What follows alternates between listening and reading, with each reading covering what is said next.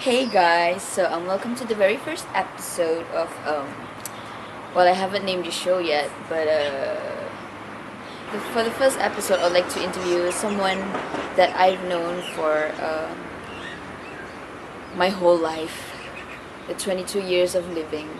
But out of curiosity, I'm gonna ask her a few questions because there are some things that I don't know about her yet. So yeah, let's do it. Hey, where are you? Where is she? Where is she? So how are you? How's life and how has things been going on for you? Good. Well, that's one lame question, but okay. Well, here we go.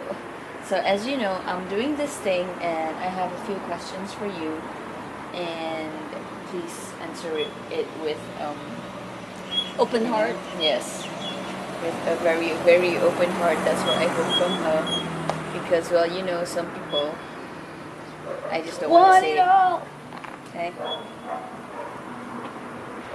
Okay, so the first question involves you've been doing music for a very long time. I mean, like 15 years, guys. Like, can you imagine? So, like, yeah. So, okay, so what drew you to the music industry, particularly in making rap music? Well,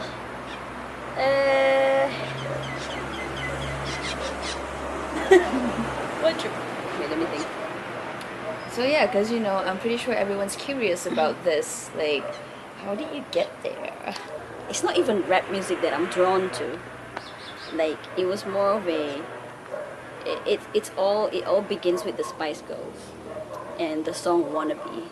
You know, there's like a few minutes of rap in there. That's where it all started.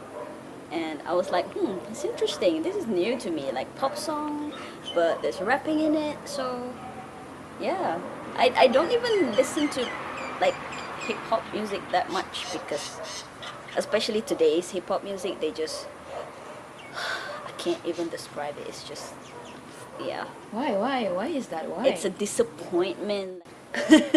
People are not truthful to their art. They're not being true to themselves today. Back then it was different. Yeah.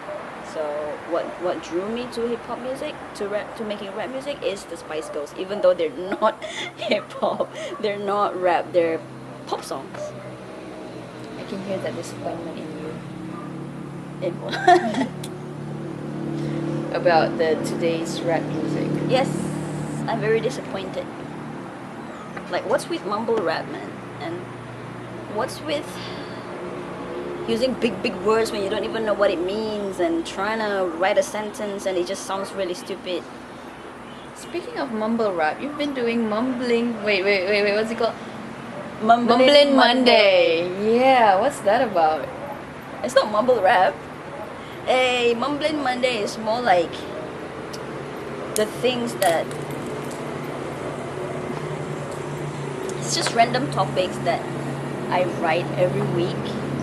I'll write about 20 to 24 bars of what do you call it? You know, it's a 1 minute rap. So why I call it mumbling is because sometimes I mumble when I talk. No, I don't mumble, but people would think that I mumble because I talk too much about things that I'm very passionate about, and they'll be like, in their head, I'm pretty sure I'm mumbling. So that's why it's called Mumbling Monday, right? Okay. So with that, I'm pretty sure you've wrote a lot of lyrics because you have like a lot of songs and plus the Mumbling Monday. How often do you write actually? Every day, almost all the time. It's like, look at this phone. It's huge because I need a big screen for when I type my lyrics or play games, but that's it. I write all the time. Every time I will write like snippets of, I don't know, songs. It's not very, like, sometimes the entire song in just one sitting, sometimes just snippets. So I have a lot of songs because I can't stop writing. It's always because you don't talk to me, so I write. Nobody talks to me, man. So okay, let's say you're in the mood to create a new song. How long does it take for you to write one song? Not long. Half an hour? An hour? Or 15 minutes sitting on the toilet bowl? Well, not. I mean, I sit there for 15 minutes, but, you know, and type. Okay, so you know how inspirations just come to you, it just gets to you like the, but how do you actually get inspirations? Well, inspirations come from everywhere and anywhere. Daily conversations, current issues, movies, Bollywood movies, and other people's life experience. Yeah, those. Yeah, and my recent song is based on a very interesting TV show on Netflix, Agents of Shield. Yeah, it was Quake, right? But Yeah, it's but called you know Quake. what? I want to get back to Mumbling Monday actually. Okay. How do you decide? How do you decide what topic you wanna put out there like every week? Random. Uh-huh. Very random. Once I wrote about the current dating culture, with Tinder and everything. A lot of people are on Tinder. So I wrote about the dating culture based on what's been happening now with everybody and how people are depending on Tinder and online dating app, whatever, which later end up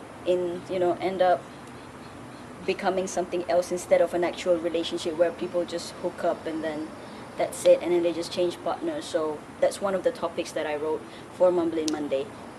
I forgot what it's called, but it's somewhere. Yeah, you can see it. Okay, so I gotta be honest here. I don't really watch Mumbling Monday. So you've mentioned Spice Girls Right. earlier, and I am assuming that it is one of your biggest influence in your music. Right. How does it connect with your music style? Okay, well, the Spice Girls, like I said, the first time I heard the Spice Girls is it was the song Wannabe, and how the introduction of the song, Scary Spice and Ginger Spice, they were rapping. Like it's a very simple rap, like yo, tell her what I want, what I really really want, and then at the end of the song, there's another rapping where they introduce themselves. So I'm like, hey, this is nice. Introduce yourself to the world by rapping like about you. How that connects to my song is how that connects to my music is not just that song Wannabe, but the whole Spice Girls album, Spice World and Forever. It's like you can see the growth from just pop. They slowly started doing R&B and adult contemporary, and these are the music genres that I like, because I like the sound of the bass, I like the sound of the drum. I really like the sound of drum. So whenever I work on a song, it's always the drum beats first. So how I relate that to my music is the growth. When you write something, in that moment you're feeling something, and then the next time when you write again is because you feel something. So when you write a song, it has to be on that moment where you feel something. If you just write a song because I'm gonna release a song, it's not gonna be so genuine. That feeling is not true. The feeling is just something that you curate for the sake of making a song and releasing something because everyone else is releasing a song. So it's the growth, the emotion, and the singing. I like how they sing. It's like, when they sing, you can feel it. It's from their heart, because most of the songs they wrote it themselves. They wrote most of the songs themselves, of course with other songwriters as well, but them writing the songs themselves for a young kid, for a young girl at that time, I'm like, whoa, they write their own songs. Yeah, so that's a really long answer. So you were inspired by that. Yes, the whole process. And you've mentioned that the growth of these Spice Girls. How would you describe, like, wait. Like, this is making me shorter than you, man. Okay, so you mentioned the growth of these Can we Spice change Girls. space? Okay.